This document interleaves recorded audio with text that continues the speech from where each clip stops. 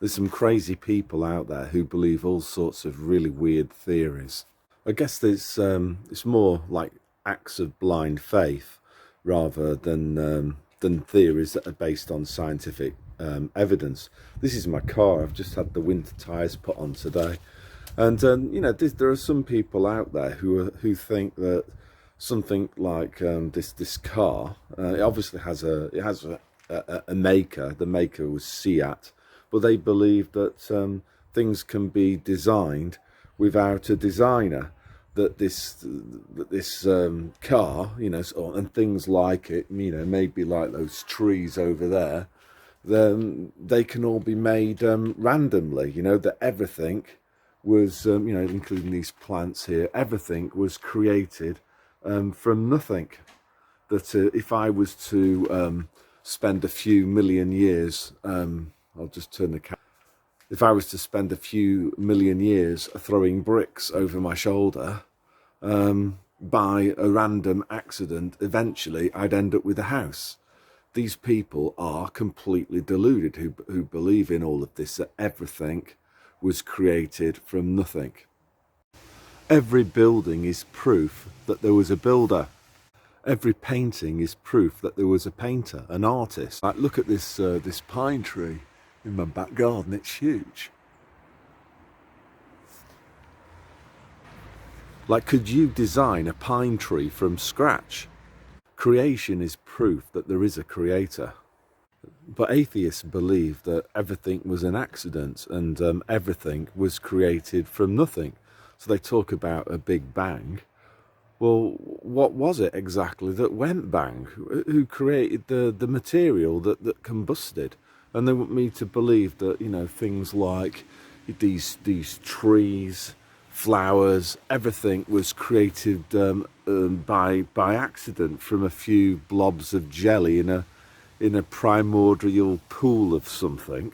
So there's no concrete examples of evolution either. All they can do is describe how one finch became another finch that was slightly different from the previous finch. This was Darwin, and the kind of beaks changed over time. That's not proof of evolution. That's just proof that finches can become adapted to the environment that they live in. And if you from maybe an animal breed, a farmer, let's say, they want to breed pigs, they're not going to end up with cows by accident, are they? Or so people that believe in the Big Bang, these people aren't scientists. These are people who believe in, it's like a religion, isn't it? They have faith that the Big Bang occurred, but it's not a scientific theory because they have no evidence. Likewise, they have no evidence that evolution has taken place. They can't actually show me examples of one species changing into a completely different type of animal species. They can only show me examples of adaptation within a particular species, not something completely new. So, the Big Bang type people and the evolution type people, these people believe in faith, and they actually have no evidence whatsoever to assert their kind of belief systems on the rest of us. So what's going on here? I think that the main reason why the Big Bang and evolution has been pushed so hard is that these people want you to think that you're nothing, that the Earth is just one of many, many other planets, and there's loads of other alien races, and you're nothing. You're just an accident of evolution, and you're nothing special. And I think that this is a satanic deception, and it's designed to take people away from God.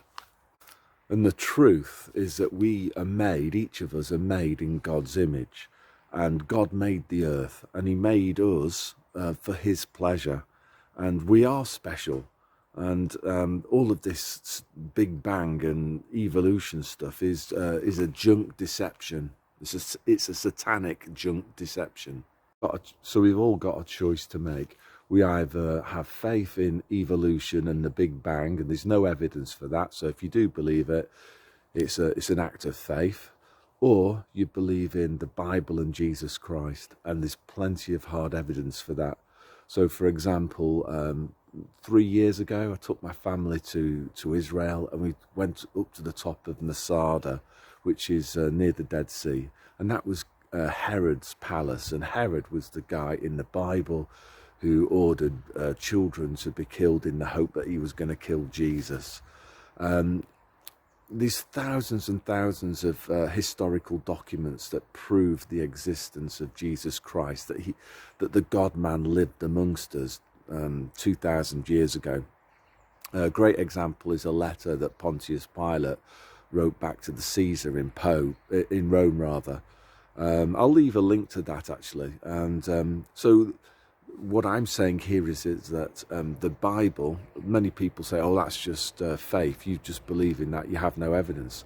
There's a hell of a lot. The truth is this. There's a hell of a lot more evidence for the biblical account of the Bible than there is for the Big Bang, which is just quite frankly laughable. You know, this idea that everything was created from nothing, from a Big Bang, and all human life, all life on Earth rather, the amazing biodiversity is just an accident of random evolution from a primordial soup that was created by, well, let's not talk about that because we don't know, we don't have any answers.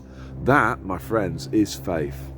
The other thing that I want to stress here as well is, please do not try to refute what I'm saying by saying, well, look, like the Church of England, Justin Welby and the Pope and paedophiles and stuff like that, because the organised church has got nothing to do with what true Christianity is about. And I discovered that myself when I started to read the Bible about 5 years ago, and I realised it had absolutely nothing to do with what I'd heard inside a Church of England chapel services that I had to attend every Friday when I was a teacher.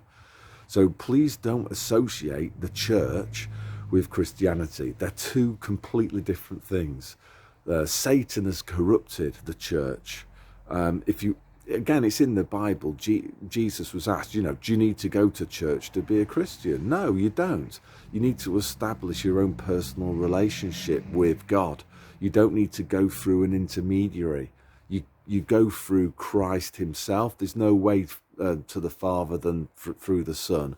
So you establish a personal relationship with Jesus Christ. You don't actually have to go to stupid churches with the satanic imagery. I was at one in Covent Garden, and there was all Masonic stuff in there. I couldn't believe it. I'll put a picture of it up. Unbelievable. So what I'm saying is that you don't actually have to go to church to be a Christian. Read the Bible yourself and establish your personal relationship with God. I'd also urge you to use your brain. God gave you a brain, so use it. Just this idea that everything was created from nothing is so frankly laughable. I don't know how they've managed to push this kind of Big Bang theory, because it is just absolutely ridiculous. Everything was created from nothing and there was a Big Bang, but we don't know what created the bang. Complete and utter nonsense. And where did DNA come from, this highly complex model? You're telling me that was just a random accident. The interesting thought is that if you look across cultures over time, most people share the same sort of moral systems that conform very closely to the 10 Commandments that God dictated to Moses. So why is that? Where does our consciousness, where does our sense of right and wrong come from? It must come from somewhere. The other thing to say as well is that God created us with free will. So if you want to carry on believing that your ancestor was a rock or a monkey, fair enough. But I'm going to call that out as being extremely foolish and an act of faith, because you have no evidence for that at all. It's certainly not scientific, either the Big Bang or the theory of evolution. Not scientific. A faith. So just to end, a quote from the Bible. So this is from Romans chapter 1, verse 20. So it says here, ever since God created the world, his invisible qualities, both his eternal power and his divine nature, have been clearly seen. So yeah, like you can look out and just see see a fantastic sunset, the plethora of animals and plants that exist. And that's proof of God's existence. He created the world. Both his eternal power and his divine nature have been clearly seen, correct. They are perceived in the things that God has made. This is what I've been trying to say. So those people have no excuse at all. These are, I would say, in today's world, these are people that you'd call atheists, complete fools, who believe in this stuff where there's no evidence for it whatsoever, like stupid Big Bang Theory and even more ridiculous evolution.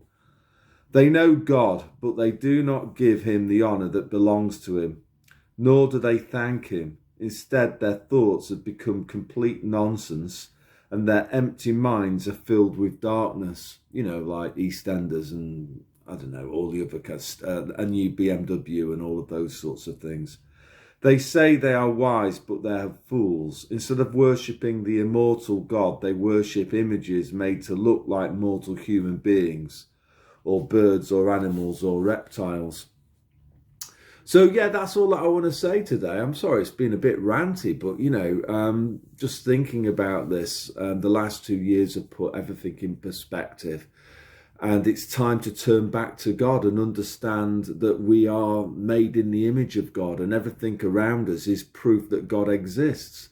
It's also proof that we've been in a battle between good and evil, and it's now time to pick your side. There's no more sitting on the fence. You've either got to pick your side. You're either with Babylon, which is evil, which is, status symbols, ego, money, all of that type of stuff, conformity, going along with things that you shouldn't go along with, or you pick the truth and the life of Jesus Christ, and you establish a relationship with God.